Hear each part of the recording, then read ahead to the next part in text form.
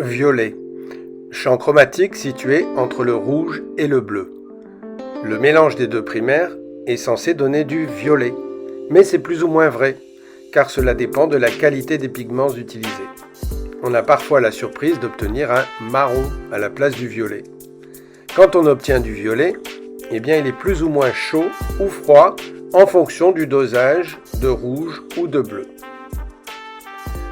C'est une couleur plutôt singulière, assez énigmatique, étrange, mais somptueuse. Et fabriquée depuis l'Antiquité, à partir d'un mollusque méditerranéen, elle fut le plus précieux des colorants. Le rouge violacé pourpre de Tyr est la couleur luxueuse par excellence. Elle est traditionnellement associée à la royauté et à la noblesse, car seule l'élite avait les moyens de se la procurer. Dans la Rome antique, le pourpre désignait l'empereur, du fait de la couleur de sa toge. À Byzance, les impératrices accouchaient dans la chambre pourpre. C'est aussi la couleur associée aux cérémonies religieuses. Pour l'Église catholique, elle symbolise le repentir, la contrition ou la souffrance. Pour les Chinois, c'est la couleur de l'aristocratie. Dans l'histoire de la peinture, le violet renvoie aux notions d'atmosphère, de lumière et d'espace. Au début du XIXe siècle, Delacroix, dans ses théories sur la couleur, avait imaginé qu'on pourrait se passer du noir. C'est ce que firent les impressionnistes, fin XIXe siècle. Ils vont remplacer le noir par des bleus ou par des bruns, et surtout par des violets, pour évoquer les ombres. Le violet est une couleur saturée sombre, mais moins dure qu'un noir. L'engouement pour les violets de cobalt et de manganèse est tel que les critiques ont parlé de violettomanie.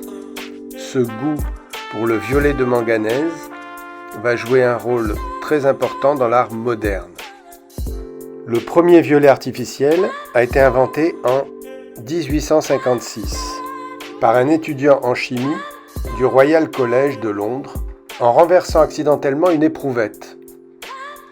Mais ce violet artificiel a d'abord gardé le nom de pourpre de Tyr, tactique commerciale astucieuse qui associe un colorant synthétique bon marché à la teinture la plus onéreuse de l'histoire, avant de prendre le nom de mauvéine et de devenir une couleur plus populaire. De toutes les couleurs, c'est sans doute la plus énigmatique. C'est une couleur que beaucoup de gens n'aiment pas. Pourquoi cette désaffection ? Peut-être parce que c'est la couleur du demi-deuil. Peut-être aussi parce qu'elle renvoie aux vêtements des hauts dignitaires de l'Église catholique. Il y a aussi ce champignon des bois qu'on appelle d'ailleurs le violet d'évêque. Ou cela nous rappelle aussi un univers nostalgique ou poétique, avec l'encre violette, le Grand Maulne, Marcel Proust, Homère.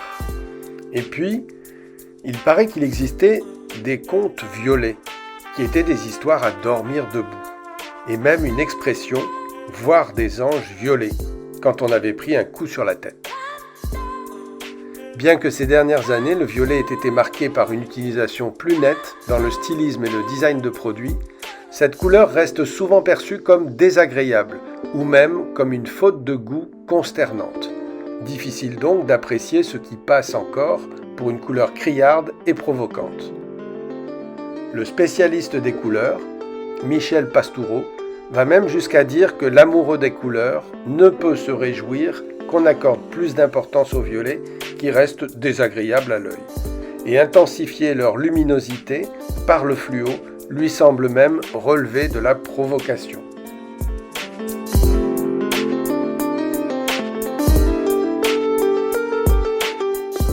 Il est vrai que 3 adjectifs peu engageants indiquent des nuances de violet.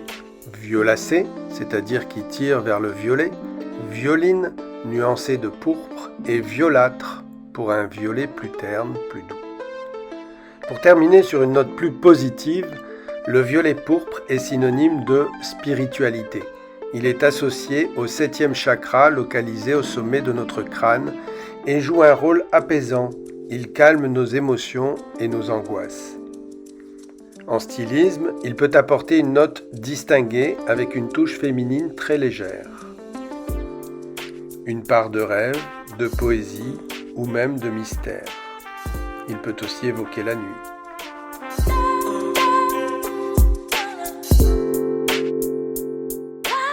Yahoo acquiert un nouveau souffle graphique et dynamise encore son identité avec un nouveau logo, toujours violet et fantasque, et qui se décline parfaitement sur tout support. Une fois de plus, il faut encore relativiser ce que connote une couleur en fonction du contexte et du dosage.